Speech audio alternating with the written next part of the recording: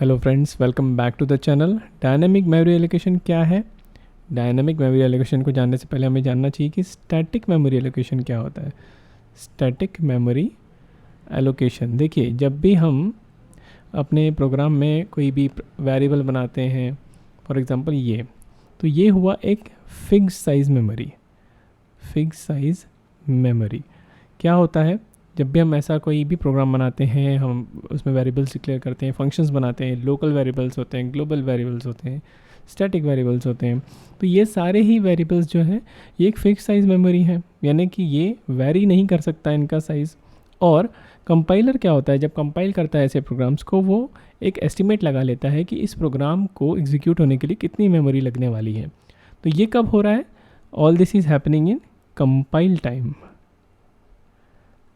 सो dynamic memory allocation का concept यही है कि मेमोरी को कब एलोकेट करना? रन टाइम पर।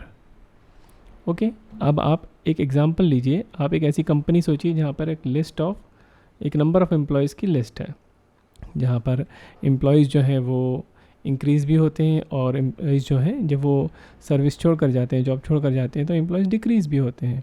सो एक ऐसा स्ट्रक्चर होना चाहिए, इस तरीके से मेमोरी एलोकेट होनी चाहिए कि जब कोई नया एंट्री आ रहा हो, कोई न्यू एम्प्लॉय की एंट्री हो रही हो, तो ये बढ़ना चाहिए लिस्ट।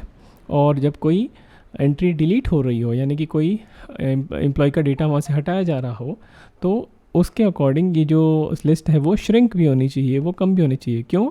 ताकि जो अनयूज्ड स्पेस है, अनयूज्ड मेमोरी है, यानी क्या हुआ, अगर कोई भी आइटम डिलीट हुआ तो वो मेमोरी अनयूज्ड रह जाएगी, तो उस मेमोरी को फ्री करने की भी ज़रूरत है।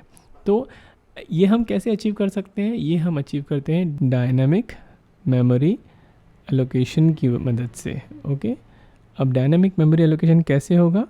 इसके लिए हमें सी लैंग्वेज जो है वो कुछ फंक्शंस प्रोवाइड करती है। अब डायनामिक मेमोरी एलोकेशन जो होता है, इसमें क्या होता है? A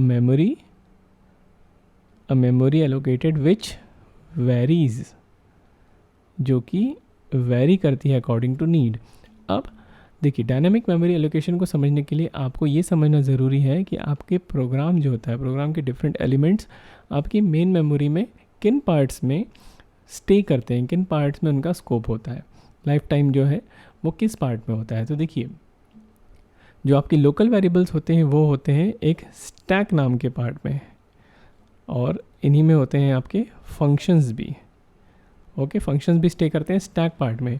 global variables and program instructions जो होते हैं वो होते हैं परमानेंट एरिया में, permanent area of your main memory. और फिर एक खाली पार्ट बचा होता है which is called free memory, इसे कहते हैं हीप, और यहीं पे अप्लाई होता है अपना dynamic memory allocation. All the creation and destruction of the variables जो है वो परफॉर्म होता है फ्री मेमोरी में। तो इस फ्री मेमोरी की मदद से ही हम डीएमए को अप्लाई करते हैं। ओके, अब डायनामिक मेमोरी एलोकेशन से रिलेटेड कुछ इंपॉर्टेंट पॉइंट्स हैं जो आपको पता होने चाहिए। देखिए, ये मैं आपको एक ओवरव्यू दे रहा हूँ, कॉन्सेप्ट ओवरव्यू दे रहा हूँ कि डायनामिक मेमोरी एलोकेशन में एक्चुअली होता क्या है। ठीक है, देखिए, अब important points related to memory allocation. Program instructions and global and static variables जो है वो कहाँ स्टोर होते हैं? परमानेंट स्टोरेज में, अभी हमने देखा। लोकल वेरिएबल्स कहाँ स्टोर होते हैं? स्टैक सेगमेंट में, स्टैक पार्ट में। एंड फंक्शंस ऑल, तो ये आप याद रखिएगा, मैं वहाँ पर स्पेसिफाई करना भूल गया हूँ। फंक्शंस एंड लोकल वेरिएबल्स जो होते हैं वो स्टैक पार्ट में होते हैं। देन फ्री मेमोरी होती है, इसका नाम होता है, इसे हम हीप कहते हैं। यहीं पे हम डायनामिक मेमोरी एलोकेशन को परफॉर्म करते हैं। देखिए, ये पॉइंट्स आपको डायनामिक मेमोरी एलोकेशन के बारे में जनरल नॉलेज, और साथ ही अगर आप इसे एग्ज़ाम पॉइंट ऑफ व्यू से पढ़ रहे हैं तो ये सारे ही पॉइंट्स आपको एक अच्छा स्कोर देंगे। देखिए, अब साइज़ ऑफ हीप जो है it keeps changing due to creation and destruction of variables. क्योंकि हम डायनामिक मेमोरी एलोकेशन परफॉर्म करने वाले हैं, तो हम उन फंक्शन की मदद से एक ऐसी मेमोरी को हम एलोकेट करने वाले हैं जो कि रिक्वायरमेंट के अकॉर्डिंग वेरी करेगी। Now if memory in heap, जैसा कि मैंने देखा heap is the free memory, तो अगर हीप में मेमोरी अवेलेबल है तो डीएमए सक्सेसफुल हो जाता है, और when DMA is successful it returns the base address of the allocated memory.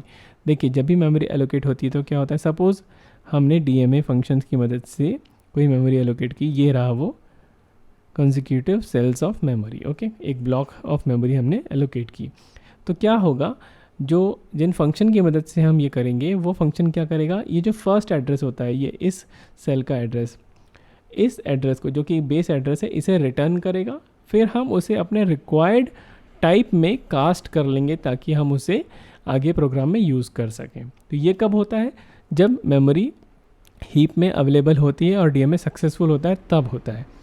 अब if size of heap is less, अगर साइज़ ऑफ हीप हमारे रिक्वायर्ड साइज़ से लेस है तो डीएमए फेल हो जाता है, डायनेमिक मेमोरी एलोकेशन नहीं होता है। ये सारा कुछ हमें हार्ड कोड करना पड़ता है कि ये कैसे होगा। और when DMA fails it returns null, and then फिर हम नल की वैल्यू को चेक करके हम ये मैसेज प्रिंट कराते हैं कि no memory is not available for dynamic memory allocation. Okay, now जो भी अगर यहाँ पे डीएमए सक्सेसफुल हुआ है, मतलब मेमोरी एलोकेट हुई है, तो प्रोग्राम के कंप्लीट होने के बाद, मतलब कि एंड ऑफ द प्रोग्राम में जो मेमोरी हमने यूज़ की है उसे फ्री करना, जो एलोकेटेड मेमोरी है उसे फ्री करना बहुत ज़रूरी है ताकि अदर प्रोसेसेस यूज़ कर सकें उस मेमोरी को। ओके, तो ये था एक ओवरव्यू डायनामिक मेमोरी एलोकेशन के बारे में। अब for achieving dynamic memory allocation C language provides 4 dynamic memory allocation functions. सबसे पहला फंक्शन है malloc function. Okay, it allocates a single block of storage with given size. अब देखिए क्या है, it allocates a single block of storage with given size. इसका general form है, यहाँ पर है एक PTR means it is a pointer. यहाँ पर हम क्या कर रहे हैं ये मैं आपको बताऊँगा। देखिए ये हुआ मैलॉक कॉल, और मैलॉक के आर्गुमेंट में हम डालते हैं साइज़ इन बाइट्स। हम यहाँ पर साइज़ स्पेसिफाई करते हैं कितने साइज़ की हमको एक डायनामिक मेमोरी चाहिए। इसे एक एग्जांपल से समझते हैं। ये है हमारा पॉइंटर और हमने कॉल किया मैलॉक को, और यहाँ पर हमने 5 इंटू साइज़ ऑफ ऑपरेटर की मदद से हमने साइज़ ऑफ इंटीजर ये हमने पास किया है मैलॉक में एक आर्ग्यूमेंट। अब देखिए क्योंकि साइज़ ऑफ इंटीजर टाइप के वो हम कर रहे हैं तो हम यहाँ पर इसे कास्ट भी कैसे करेंगे, इंटीजर पॉइंटर को, ठीक है, इंटीजर पॉइंटर के रूप में। तो अब यहाँ पे होगा क्या, एक ब्लॉक ऑफ मेमोरी एलोकेट होगी। ओके, 5 इंटीजर एलिमेंट्स के लिए एक ब्लॉक ऑफ मेमोरी जो एलोकेट होगी, और इसका जो ये बेस एड्रेस है, ये बेस एड्रेस रिटर्न करेगा, यानी फर्स्ट एड्रेस जो है वो रिटर्न करेगा मैलॉक, और वो कास्ट होके PTR में चला जाएगा। इसका मतलब क्या हो रहा है, PTR जो एक पॉइंटर है वो अपॉइंट कर रहा है इस मेमोरी के फर्स्ट एड्रेस को, यानी इस ब्लॉक ऑफ मेमोरी के फर्स्ट एड्रेस को। क्या किया हमने, 5 into size of int, size of int. Suppose यहाँ पर मेरी मशीन में इंटीजर का साइज़ है 2 बाइट्स, तो ये एक 10 बाइट्स की मेमोरी एलोकेट हो गई, ठीक है। अब इस ब्लॉक ऑफ मेमोरी के फर्स्ट एड्रेस जो है, फर्स्ट सेल का एड्रेस, यानी कि फर्स्ट इस ब्लॉक का पहला, यानी जो बेस एड्रेस है वो रिटर्न करेगा मैलॉक, और जैसे ही वो रिटर्न करेगा तो हमने उसको किस में कास्ट कर लिया, इंटीजर टाइप के पॉइंटर में। अब जो हम ये पॉइंटर डिक्लेयर करेंगे तो वो इंटीजर टाइप का ही होगा, तो इंटीजर टाइप के पॉइंटर की इस वैल्यू को हम पास कर दे रहे हैं हमने जो पॉइंटर बनाया था उसमें। तो ये पॉइंटर अब किसको पॉइंट करेगा, पॉइंटर कॉन्सेप्ट आपको पता है। अब ये पॉइंटर पॉइंट कर रहा है मैलॉक ने जो 10 बाइट्स की 5 एलिमेंट्स के लिए जो इंटीजर टाइप की एक ब्लॉक ऑफ मेमोरी एलोकेट की है उसको। तो इस तरीके से क्या हुआ, एक इंटीजर टाइप के 5 एलिमेंट्स के लिए एक ब्लॉक ऑफ मेमोरी हमने एलोकेट की मैलॉक फंक्शन की मदद से। ओके, तो ये है single block of storage allocate करता है मैलॉक। ओके, चलिए आगे चलते हैं। Next we have calloc. Malloc से आगे है कैलॉग। कैलॉग क्या करता है, it allocates multiple block of storage, each block with given size. Malloc क्या कर रहा था, single block of storage with given size.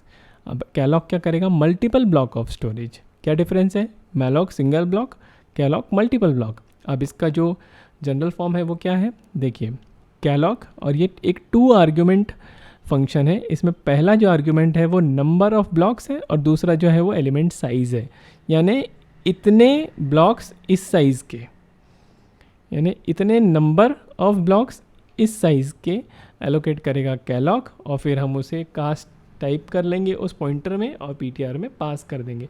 सारा प्रोसेस वैसे ही होगा, सिर्फ जैसा मैलॉक में हुआ था, सिर्फ यहाँ पर जो है मल्टीपल ब्लॉक्स एलोकेट करेगा। ओके, ये भी हम एग्जीक्यूट करके देखेंगे आने वाले वीडियो में।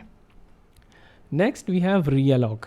अब रीअलॉक क्या करता है? It reallocates the memory which was allocated by malloc और कैलॉक। मतलब मैलॉक या कैलॉक, इनकी मदद से जो भी मेमोरी एलोकेट की गई थी, रीअलॉक उसे रीएलोकेट करता है, मतलब एक नए साइज़ में कन्वर्ट करता है। हाँ, लेकिन इसका एक फ़ायदा ये है कि रीअलॉक पिछली जो वैल्यू रही होगी मैलॉक और कैलॉक की मदद से जो मेमोरी एलोकेट की गई वहाँ पे जो भी वैल्यू होगी उसको प्रिजर्व करता है, उसे ओवरराइट नहीं करता है। ओके, अब इसका जनरल फॉर्म क्या है? ये भी 2 आर्ग्यूमेंट फंक्शन है। पहला आर्ग्यूमेंट है पॉइंटर एंड दूसरा आर्ग्यूमेंट है न्यू साइज़। मतलब पहला आर्ग्यूमेंट पॉइंटर क्यों है? पीटीआर, क्योंकि पीटीआर वही पीटीआर है जो मैलॉक के द्वारा या कैलॉक के द्वारा एलोकेट की गई मेमोरी को पॉइंट कर रहा था। इसलिए हमने यहाँ पे पीटीआर को आर्गुमेंट में पास किया है, यानी कि उस पॉइंटर को न्यू साइज से रीएलोकेट करना है। यानी कि वो पॉइंटर जिस मेमोरी को पॉइंट कर रहा है उसे न्यू साइज से रीएलोकेट करना है, ऐसा समझिए उसको। अब ये पीटीआर किसे पॉइंट कर रहा है? या तो मैलॉक या कैलॉक, जिससे भी आपने किया मेमोरी को एलोकेट, उस मेमोरी को, तो फिर क्या होगा? न्यू साइज से वो रीएलोकेट हो जाएगी। And then again we have cast type, and then type cast करके हम एक न्यू पॉइंटर में ले सकते हैं या उसी पॉइंटर से पॉइंट करा सकते हैं। Okay, then we have free. जैसा कि मैंने आपको बताया कि जो भी मेमोरी इन तीनों की मदद से एलोकेट की गई है उससे फ्री करना बहुत ज़रूरी है।